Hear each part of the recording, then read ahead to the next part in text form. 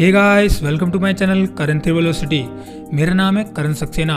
इस वीडियो में DC universe की डार्क क्राइसिस कॉमिक को एक्सप्लेन करने वाला हूँ, जिस कॉमिक का नाम है justice league road to dark crisis. अगर इसका पहला पार्ट नहीं देखा है तो पहले वो जाकर देख लो। इस पार्ट में हम देखेंगे कि पराया से फाइट के दौरान जस्टिस लीग की डेथ हो चुकी है, जिसके बाद ब्लैक एडम के द्वारा दुनिया को पता चलता है कि जस्टिस लीग मर चुकी है। तो अब पूरी दुनिया में क्या हालात चल रहे हैं, और हम मल्टीवर्सल विलन पराया को भी देखेंगे, जो कैसे ग्रेट डार्कनेस के इन्फ्लुएंस में आ जाता है। और एंडिंग में हम सुपर विलन्स की टीम सीक्रेट सोसाइटी को भी देखेंगे, जिसमें विलन्स बढ़ते जा रहे हैं। और हाँ, ये पूरी सीरीज में एक कंटिन्यूटी में रखने वाला हूँ, जिसके लिए आप प्लेलिस्ट को चेकआउट कर सकते हैं। खैर, मैंने ये कॉमिक सीरीज अच्छे से एक्सप्लेन करने की कोशिश की है। अगर आपको कॉमिक एक्सप्लेनेशन पसंद आए तो चैनल को सब्सक्राइब कर देना और वीडियो को लाइक तो कर ही देना। खैर, एक्सप्लेनेशन शुरू करते हैं justice league road to dark crisis. पिछले पार्ट में हमने देखा था कि जस्टिस लीग पराया के हाथों मारी जाती है और ब्लैक एडम पराया के हाथों से बच निकलने में कामयाब होता है। तो ब्लैक एडम के जरिए अब पूरी दुनिया को पता चल चुका है कि हमारी मेन जस्टिस लीग मर चुकी है। तो जस्टिस लीग के मरने की ये खबर पूरी दुनिया में फैलने के बाद कई सारे विलन्स बाहर आने लगे हैं। और उसी तरह से ब्रिक नाम के हम एक विलन को देखते हैं, जो स्टार सिटी में केओस फैलाने में लगा होता है। तभी यहाँ पे नाइटविंग पहुंचता है ब्रिक से फाइट करने के लिए। तो जैसे ही नाइटविंग ब्रिक से फाइट शुरू करने ही वाला होता है, तो उसी समय यहाँ पर सुपरबॉय पहुंचता है, जो कि ब्रिक को 1 सेकंड में नॉकआउट कर देता है। इसके बाद हम देखते हैं यहाँ जो सुपरबॉय होता है वो जस्टिस लीग के मरने की खबर सुनने के बाद काफी ज्यादा चिंता में है। पर वहीं नाइटविंग को इतना ज्यादा फर्क नहीं पड़ता है जस्टिस लीग के मरने से, क्योंकि जस्टिस लीग के मेंबर्स पहले भी कई बार मर चुके हैं।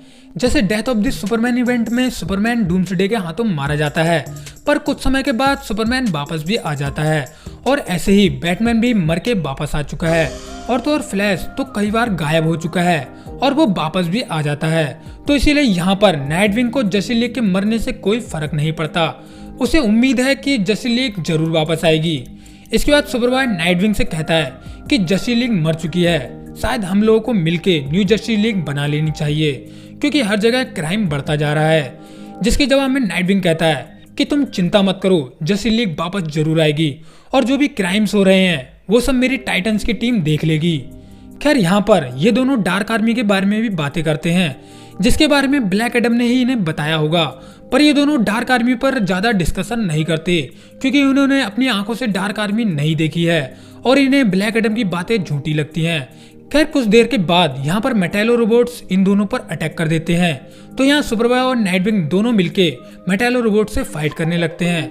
यहाँ से सीन शिफ्ट होता है, हम पहुंचते हैं सेंट्रल सिटी फ्लैश के घर पर। यहाँ हम बैरी एलन की वाइफ आयरिस वेस्ट को देखते हैं और पास में हम वॉली वेस्ट और उसकी वाइफ लिंडा वेस्ट को भी बैठा हुआ देखते हैं। वॉली वेस्ट के पास फ्लैश की जैसी ही पावर्स हैं।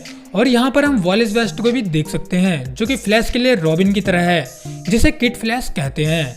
खैर, यहाँ आयरिस को जब से पता चला है जस्टिस लीग मर चुकी है, तब से आयरिस वेस्ट काफी ज्यादा चिंता में है, क्योंकि बैरी एलन पिछले 2 महीने से जस्टिस लीग इनकार्नेट के साथ थी।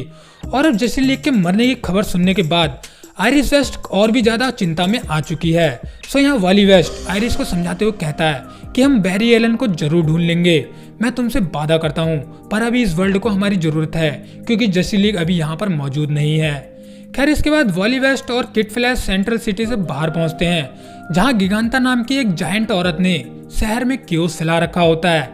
तो यहाँ वॉली और किड फ्लैश मिलकर पहले सभी सिटीजन्स को यहाँ से हटा देते हैं, और इसके बाद ये दोनों मिलकर सुपर स्पीड में गिगांता को नीचे गिराते हैं और गिगांता को बड़ी सी जंजीरों में बांध देते हैं। इसके बाद ये दोनों हैप्पी हार्बर में पहुंचते हैं, कुछ एक्वाटिक क्रीचर्स को फिशनेट में कैद कर लेते हैं। और इसके बाद ऐसे ही ये दोनों मिडवे सिटी में पहुंचते हैं, जहां पर ये दोनों एक लायन मेटा ह्यूमन को पकड़ते हैं। और इसी तरह से जो भी फ्लैश वाला काम रहता है वॉली वेस्ट और किड फ्लैश दोनों मिलकर साथ में करते हैं।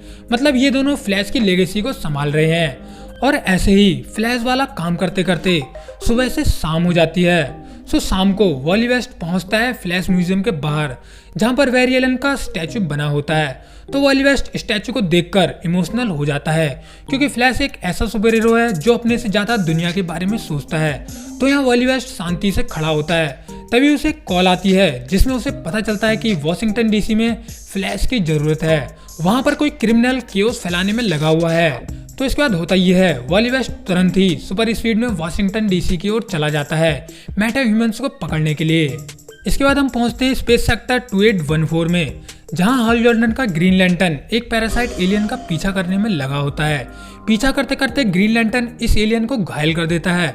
तभी होता यह है, वो घायल एलियन अर्थ की ओर गिरने लगता है। यहाँ ग्रीन लैंटर्न बैकअप के लिए जस्टिस लीग को कॉल करता है, क्योंकि ये पैरासाइट एलियन काफी ज्यादा खतरनाक है। पर होता यह है, हाल जॉर्डन को जस्टिस लीग की तरफ से कोई भी जवाब नहीं मिलता। नीचे वो एलियन अटलांटियन ओशन में जा गिरता है। अब होता यह है कि ये एलियन पानी में जाने के बाद अपनी बहुत सारी कॉपीज बनाने लगता है और देखते ही देखते इनकी संख्या काफी ज्यादा बढ़ जाती है। हाल जॉर्डन यहाँ पर एक्वालैड से मिलता है। एक्वालैड जो कि एक्वामैन का साइड किक है। यहाँ हाल जॉर्डन को एक्वालैड से पता चलता है कि जस्टिस लीग मर चुकी है या जा चुकी है। इसके बाद होता ही है, वो एलियन एक्वालैड पर अटैक कर देता है। वो एलियन एक्वालैड को खाने लगता है, जैसे कि वो एलियन काफी ज्यादा भूखा हो। तो जब ये एलियन डिस्ट्रैक्टेड होता है एक्वालैड से फाइट करने में, तब हाल जॉर्डन अपने ग्रीन लैंटर्न पावर से कई सारे एलियंस को एक साथ मार देता है। पर इसके बाद भी एलियंस यहाँ पर काफी ज्यादा होते हैं, तो एक्वालैड पानी में टन्स ऑफ प्रेशर क्रिएट कर देता है और पानी को काफी तेजी से घुमाने लगता है। और ऐसा करने के बाद होता यह है कि इस एलियंस की जितनी भी कॉपीज होती हैं वो पानी में डिसॉल्व हो जाती हैं या घुल जाती हैं। और साथ में जो असली एलियन होता है उसके ऊपर से पैरासाइट का इन्फेक्शन भी हट जाता है, जिसकी वजह से वो एलियन हमला करना बंद कर देता है। इसके बाद हाल जॉर्डन बाकी के ग्रीन लैंटर्न से मिलने चला जाता है और ये पता करने भी जाता है कि आखिर में जस्टिस लीग के साथ क्या हुआ है। यहाँ से सीन शिफ्ट होता है, हम देखते हैं पराया को, और ये समय जस्टिस लीग के मरने से पहले का होता है।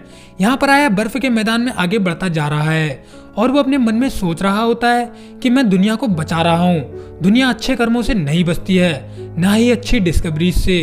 दुनिया बचती है तो सिर्फ ब्रह्मांड में छेड़खानी ना करने से।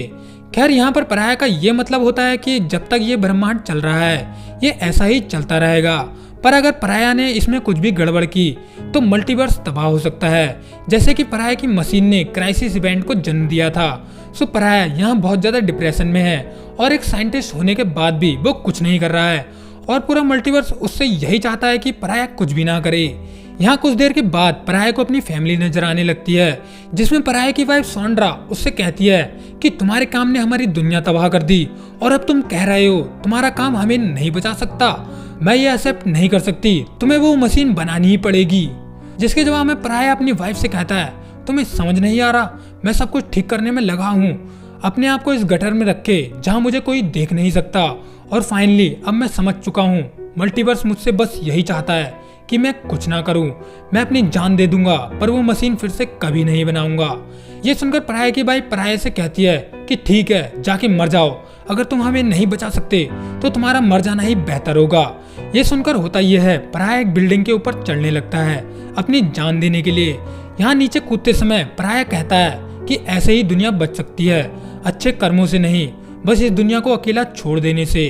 तो जैसे ही पराया नीचे कूदने वाला होता है तभी पराया को सच दिखाई देने लगता है। उसे चारों ओर केओस और तबाही नजर आने लगती है, जिसे देखकर पराया को कुछ भी समझ नहीं आता और वो इमोशनल होकर कहता है, मैं कहाँ हूँ, ये मेरे दिमाग की कल्पना नहीं है। जिसके जवाब में ग्रेट डार्कनेस पराया से कहती है, हाँ पराया, तुम देख रहे हो मल्टीवर्स खतरे में है, सिर्फ तुम ही उसे बचा सकते हो। ग्रेट डार्कनेस की ये बातें सुनकर पराया की आंखों से काला खून बहने लगता है और पराया ग्रेट डार्कनेस से कहता है, मेरी ग्रेट डार्कनेस, मैं इस टाइम मशीन जरूर बना लूंगा, इस बार मैं दुनिया को बचा लूंगा। खैर यहाँ पर हम समझ सकते हैं कि जो ग्रेट डार्कनेस है वो पराया को मैनिपुलेट कर रही है और अब पराया ग्रेट डार्कनेस के इन्फ्लुएंस में आके एंटी चैम्बर मशीन बनाने को तैयार हो चुका है। एंटी चैम्बर मशीन वही मशीन है जिससे मल्टीवर्स में क्राइसिस इवेंट लाया जा सकता है। यहाँ से सीन शिफ्ट होता है, हम एक नॉक्टर्न नाम की विलन को देखते हैं जो कि गौतम शहर के एक म्यूजियम में चोरी कर रही होती है। तभी यहाँ बैटवुमन पहुंचती है जो नॉक्टर्ना को चोरी करने से रोक लेती है। यहाँ हमें पता चलता है कि नॉक्टर्ना दरअसल में बैटमैन से बात करना चाहती है, इसीलिए वो यहाँ पर चोरी कर रही होती है। पर यहाँ नॉक्टर्ना को बैटवुमन से पता चलता है कि बैटमैन जस्टिस लीग के साथ गायब है या फिर मर चुका है। सो इसके बाद बैटवुमन नॉक्टर्ना को वार्निंग देके छोड़ देती है कि वो यहाँ पर चोरी ना करे। इसके बाद नॉक्टर्ना यहाँ से जा रही होती है।